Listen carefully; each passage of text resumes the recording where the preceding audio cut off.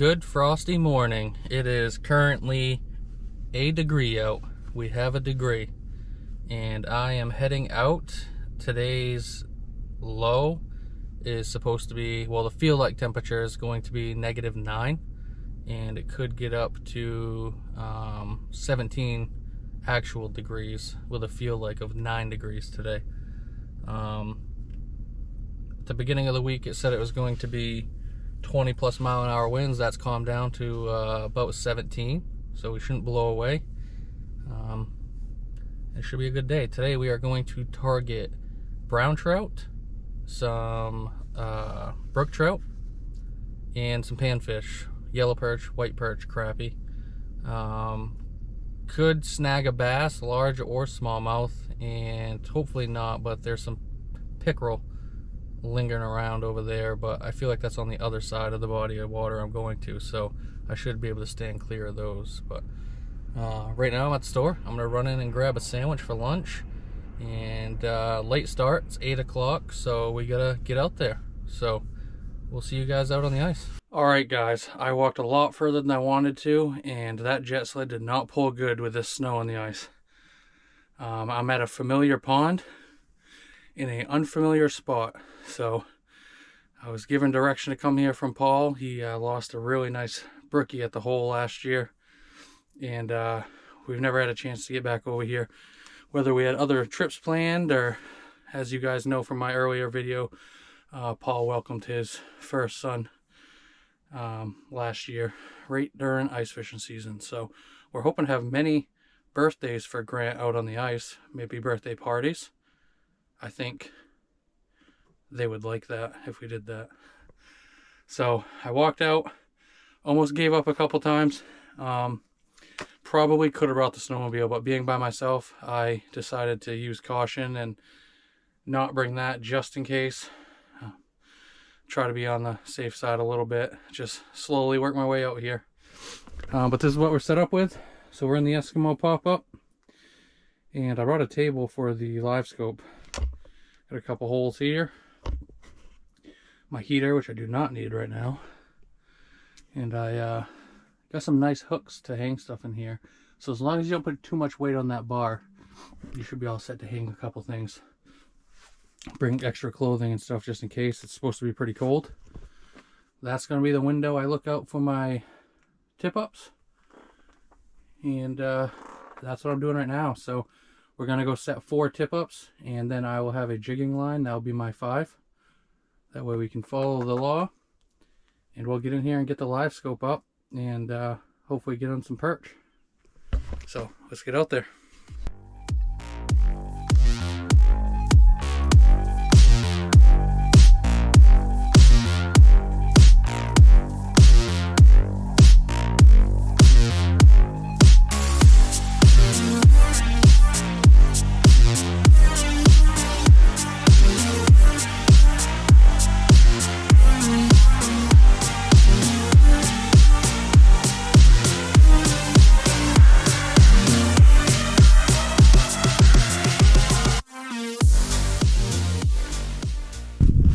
Wind's blowing from that direction toward me,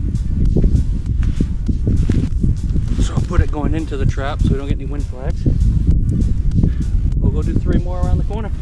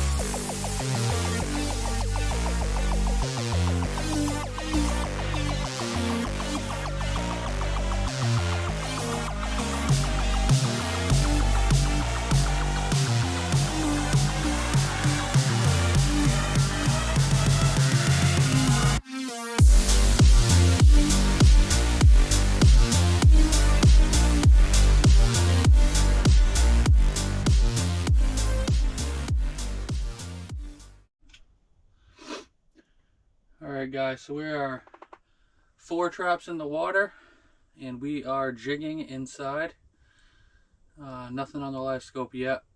Just got everything set up in here, everything I want to dry out, heater on. But yeah, that was a long walk in. So I guess now that we're set up and I can breathe again, kind of go over my thought process of when you're fishing on cold days. I loaded everything in the truck last night that didn't have to go in the bed of the truck, and that way most of my stuff, that way I wasn't getting all sweaty this morning. When the feels like temperature is going to be negative 10 degrees, you know, and 19-mile-an-hour winds today, you got to take precautions and just be smart.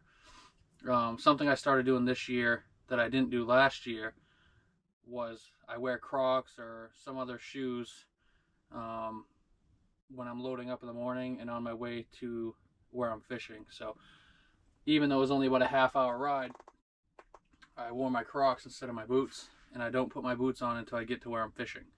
This will prevent your feet from sweating as you're loading up and when you're in the vehicle, and that stops your socks from getting wet, and I've noticed a huge difference this year doing that.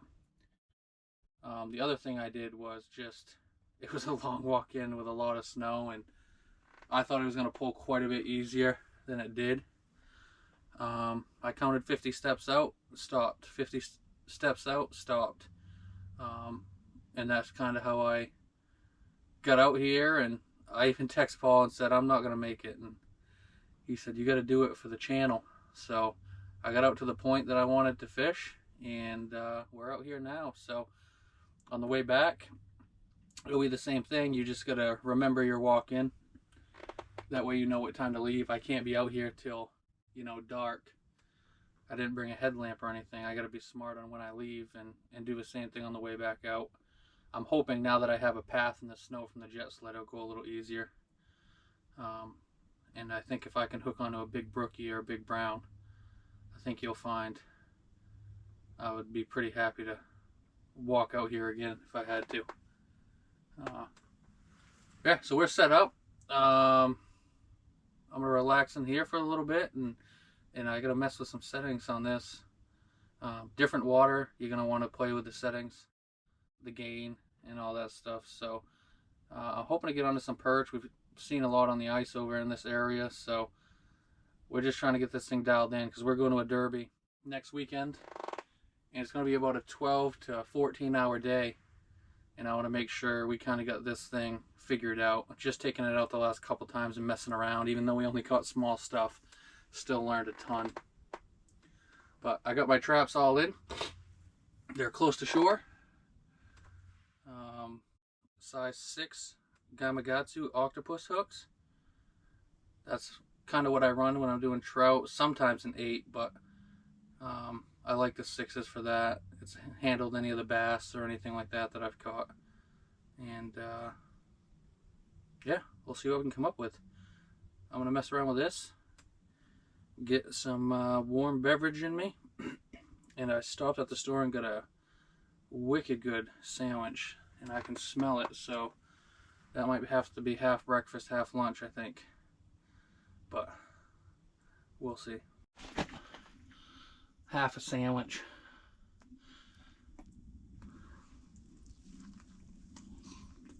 Yep.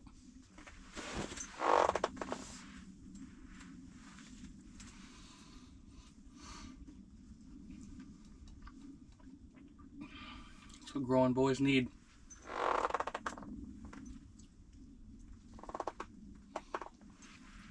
It is 10:45, so I'm going to head out and check my bait and break the ice. It's warmed up to 10 degrees right now, so the holes are probably freezing over. So we'll go break those loose, bring the bait up, wiggle them around, make sure they're still lively. If not, swap them out. And hopefully that'll wake something up.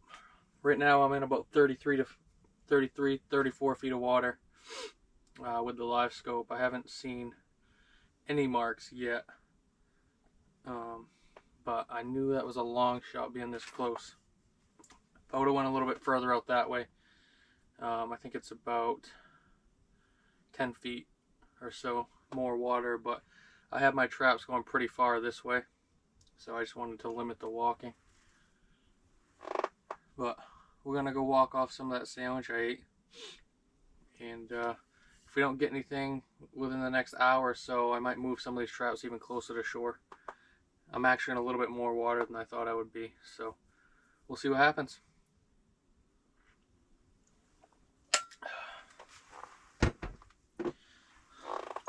I love me some good coffee. So I bought this fan for the buddy heater. As you can see, it's spinning.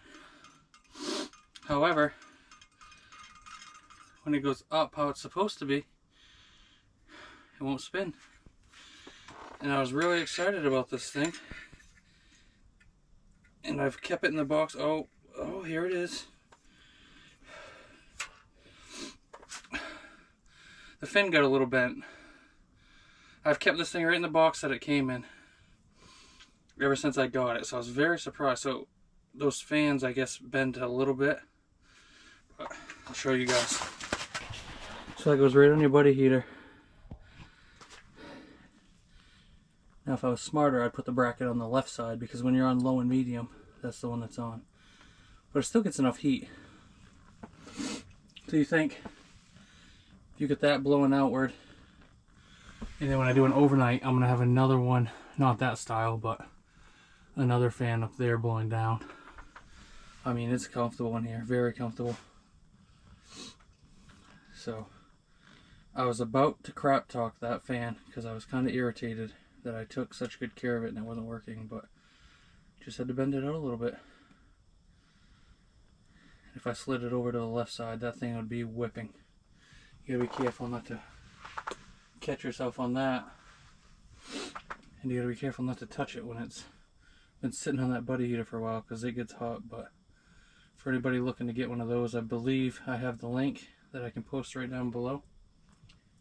That's one of the cooler things I've bought for this year. All my bait were still active. I played around a little bit with the lines, moved them up, moved them down. I usually play with them if I'm not getting anything. But if I don't get anything by noon, I think I'm going to move them a little closer to shore, a couple of them, and we'll see if we can get that brown trout that I've always wanted out of here that I can never seem to get. Chloe's personal best out of here is a smallmouth bass. It's 17 or 18 inches long. I believe 17, and she was super proud of that. That was the most proud I've ever seen her with a fish until she caught, I don't even know what the size was. I'll have a picture. If I can find it, I'll throw it up right here for you.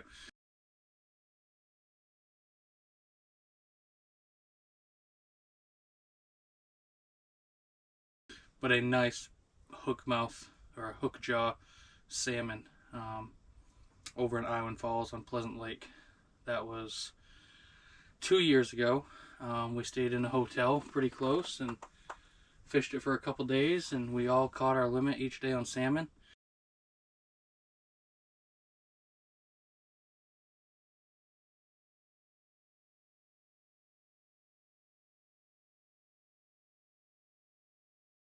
And we actually kept a couple that time, which we usually don't.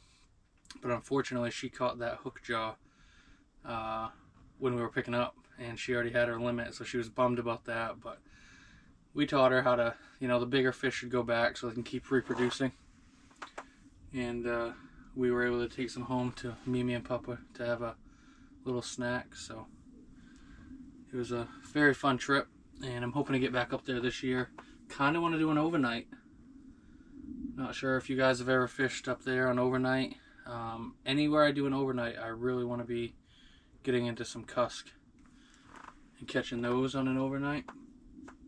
So that's kind of the guideline I have. If I do an overnight, it's got to have some cusk there. So we'll see. But we'll keep messing around, see if we can get some marks on this live scope, and keep drinking this coffee. I don't know if I've said it before.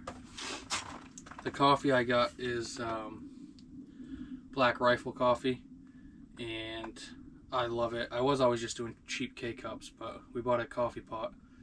So we've been drinking this, and some of the proceeds go to our veterans, which if you guys have watched the channel, you know that's important to me. I have some family members deployed right now, so they're away from their family for about a year, and so anything, you know, I can do or think about them every single day, a little bit of support with them goes a long way to show appreciation, so we can keep coming out and doing stuff like this. So and on top of it, it's just my favorite coffee I've ever had, and I drink it black like a man. I do like a blueberry coffee once in a while at Dunkin', but don't tell anybody about that. Keep that between us. But I'm gonna grab my jig rod, get that back in the water. Can't catch anything if it's out. It is 11:30. I haven't even seen a mark. The wind has picked up, and it is actually snowing a little bit now. And I'm starting to wonder if we should cross this list, or this spot off the list for places we should go in this pond. The problem is our typical spot. Well, it's not really a problem. We tend to get quite a bit of fish, but it's bass and some pickerel and perch on the tip-ups. This is really the first year I've done any jigging, so I'd be excited to catch perch on that. But I was really trying to target some trout. Brookies or browns. But I think at probably 12:30 I'm going to put 2 traps out that way a little deeper and see if we can maybe get a bass or something. For those wondering, this inline reel is a clam gravity reel, and the jig pole is a Lake Effect panty stopper 32-inch ultralight. I do like this one. We're gonna get something, guys. Next week we got the Derby. Week after that we got a Derby, and then when we're not derbying anymore, we'll have snowmobiles and we'll be popping around different ponds and lakes and different spots for sure. But this is what fishing is. That's why they call it fishing, not catching. I appreciate you guys sticking around with me. If you got any questions on the gear, just let me know. Some of the gear I'm learning, and definitely will give you an honest review on the stuff that I've used, and I'll let you know if I haven't used it enough to really give a good review. Some of this stuff you got to use it for at least a year or so, and so far everything I've kind of brought into the lineup this year I do like. I don't think there's really any of the big investments that I've regretted as of right now. Everything's working good, knock on wood, and I'd rather just see it. Some of these new rods catch some fish though. I'm gonna keep drinking this warm cup of coffee from this Yeti, and we'll get back with you guys when I get a flag up or a fish on.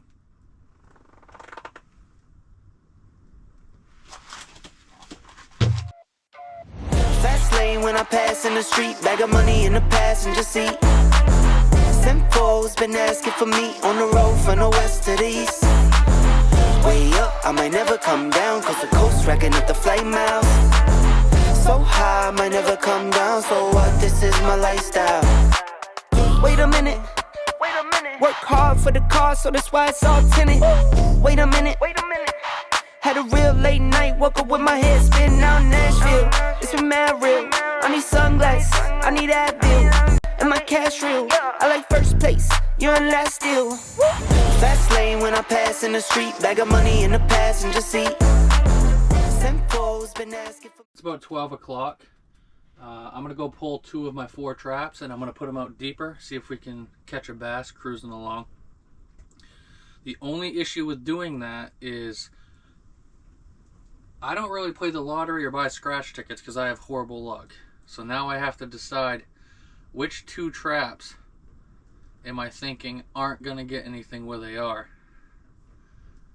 And if I move them, we'll never know if I would have pulled out a world record size fish. So I got to make that decision. I'm going to screw down the anchors in the corners a little bit more. The wind is starting to pick up, and with the heat in here, you lose a little bit of ice. I didn't shovel around the outside, so I can see some gaps. And typically when I go outside and it's kind of down there in temperature, what I'll do is I'll close these windows I have open, leave the heater on. That way when I get back from doing my thing, it'll be nice and warm in here. And hopefully we'll make a move and get on something. And then when I get back and get warmed up, I'll kind of show you guys how I set up the shack and stuff. I'm by myself today, so it's pretty roomy. And definitely set it up different if you were doing an overnight, which I'm planning on doing a couple. So right now there's no marks on the live scope. Coffee's done, so let's get out there and do some work. Just moved all my traps. I actually moved all 4 of them. I put the closest 2 even closer to shore. You guys won't be able to pick that up, but I'm about 10 feet off the rocks. My auger could touch the ground, so I wanted to get a little bit shallower. And then the further ones out, I put those out here. It's about 30 feet of water. And so if we get something on these 2, that was a good move. If we don't get anything on these 2, then maybe we should have left them over there on that point.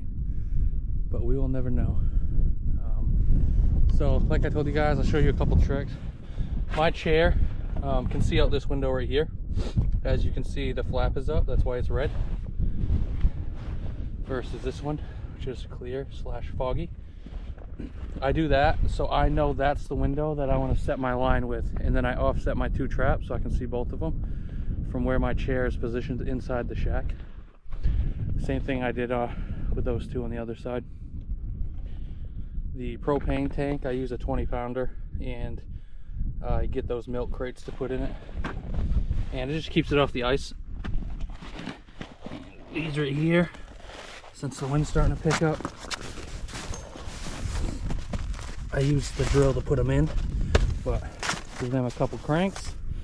I already have my wind strap, as I call it, safety strap, going into another anchor here, and those should go in the direction the wind's coming from,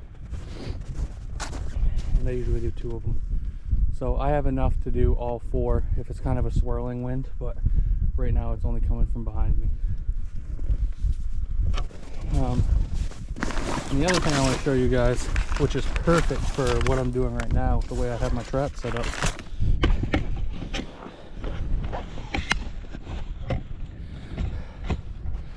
So these are the new jack traps I got this year. They came with green flags. Now this is my eyes only. Please do not have your kids do a science fair project or call Mythbusters and have them revamp their show, even though they should, because it was an awesome show. But these are strictly for my eyes, okay? So I went with the 2-tone flags. I feel like orange you can see if you're set up out in the pond looking toward the woods. You can see the orange better. And when you're looking out onto the pond, when it's all just white snow and blue sky, I can see the black better. So spending a little bit extra money and getting the 2-tone flags has worked perfectly for me. It's the best of both worlds. I have 2 traps inward, I can see the orange good. I have 2 traps set out so I can see the black good. Again, my eyes, my preference. And I'd like to prove it to you guys by having one of these flags go off. Again, if you missed it at the beginning, the reason why this one's not set up is because I am jigging inside the shack. In Maine, on most bodies of water, it's a 5-line limit. So 4 traps, 1 jig pole, or 2 jig poles, 3 traps. If I wanted to dead stick something in there while I jig, I would only be able to put 3 out. definitely check out the laws. There is a couple bodies of water where you're only allowed 2, and depending on what state you are, 2 might be normal. You might be asking what the heck I'm talking about 5 traps in the water. That's what we're allowed up here in Maine, and so that's what you want to have. So if you don't have all 5 in, less likely to get a fish. If you have all 5 in, it's still pretty slow today. But let's go inside the shack, give you guys a little bit better of a setup that I have, show you what I'm working with in here. It's toasty. So for the first time ever, I brought that table. I don't think I'll ever bring the live scope without it. Instead of looking down, if you go back to my shorts, I did a video with this live scope. I caught 2 tiny crappie. The reason why I didn't have a video that day is because I got such a migraine from looking at that, looking down all day. I do try to get any of my protective bags in here just to warm up. The strap that goes around the shack, the loop tends to freeze up, and then it doesn't go through the D-ring very easily, so always hang that by the heater. There's definitely better things to do with your jig poles than that, but that's what I'm working with. Again, these hooks, check this.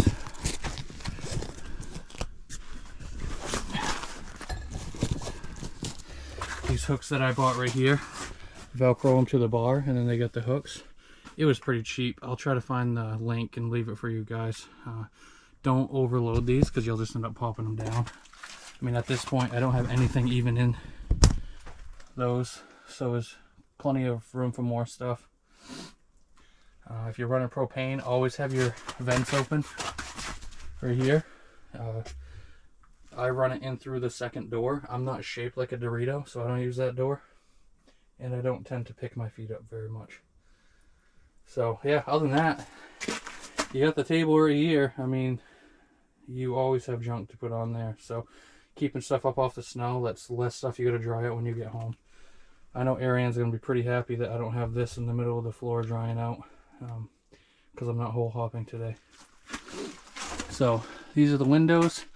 Now that I'm in the shack and warm, I can pop this right here, see my traps good. And then this is the one I showed you guys that was closed, so I could look at the right one. I got my traps right out that way. So that's what I'm working with. That's the excitement. If you guys have any questions, feel free to comment or shoot me a private message on Facebook. And if you guys want to hit that subscribe button, we're going to have a ton more gear and a ton more trips. And we're going to catch a fish today. That's going to happen. So stay tuned. Don't swear, Paul. You're on camera. Oh, it's a bass. I guess Paul's a good luck.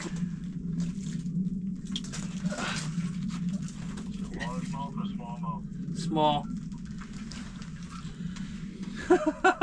That thing just came off bottom, dude.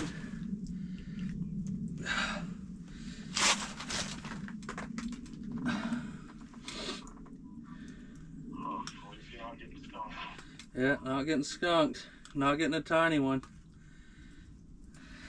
That was... Dude, there's nothing like it. There's nothing like that I've ever experienced fishing. A smallmouth. I don't know, I'd say I don't got my bait bucket in here. I don't got the Big Dipper. But I don't know, it's a good 13 inches. Good what? 13, 14.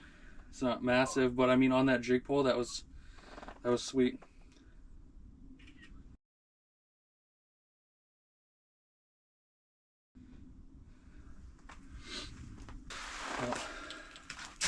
It's cool. Let him go.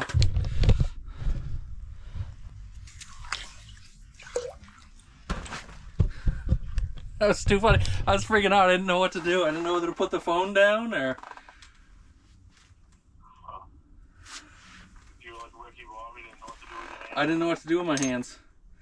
I had, I don't even remember what it was called. Just this little green teardrop looking thing with some beads in it. And I had a piece of that trout dope on it. No, that was cool. Could be picking up now. Could be picking up now. The fish, not me. You home yet? Are you home? Yeah. How much money would it take you to come out and get me on the snowmobile? Yeah. Sorry, registered. You're only going... Just remind me, I gotta look into that. I gotta do that. I did mine online. I don't have the stickers yet, but they'll send them to you. But if you have the email, they'll leave you alone anyway. Alright, well, I know if you catch anything else. Yeah, on the jig pole. That thing came up off bottom. I don't know how much you saw at the beginning, but I was talking to Paul on the phone, and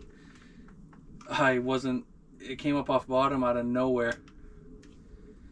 So, nice smallmouth. So, he's back swimming with his friends. I'm going to get this back down there. I'd say probably about a half hour. I'll go check all my baits. And hopefully we can get on to something else. I was kind of thinking I'd be happy just to get one fish, but now I want more. I'm greedy. I'm going to have to change you guys' battery out. I was really hoping I would see something coming in from a distance and I would be able to get you guys on screen recording so you could see. I mean, it's the coolest thing. I don't know. I can't say that it's gets your heart going like hearing or seeing a deer in the woods coming in. There's really nothing like that feeling that I've had, you know, other than the birth of Chloe, but it's cool. It's the coolest thing I've seen while fishing for sure. And I've watched a lot of YouTube videos and stuff and thought it was cool, but there's nothing like it happening in person. It's cool. It's very cool. I mentioned it's cool. But alright, you guys are gonna die. I gotta get that battery swapped out. And let's go. Let's get ready for another one. Usually the end of a fishing day is sad because it's the end of a fishing day, but today it's sad because I got a heck of a walk. I tried to pay Paul to come get me on a snowmobile, but his baby's sick. And he didn't want to. It would have been the easiest $2 cash he ever made in his life. But I did most of the picking up already, but we just got a couple things to do and organize everything in the sled and get everything loaded up and get it to the truck, then get it loaded up, then get it home and get it unloaded and dry what needs to dry. So let's get at it and try to get back to shore before dark.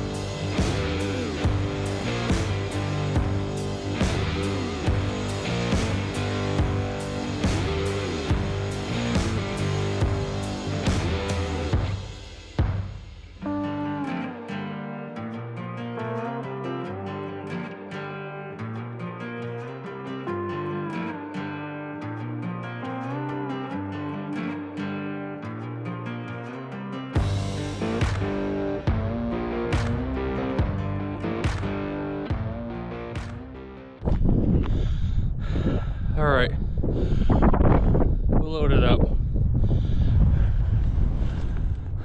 We gotta go all the way over here. Walking into the wind. Snow blowing in our face.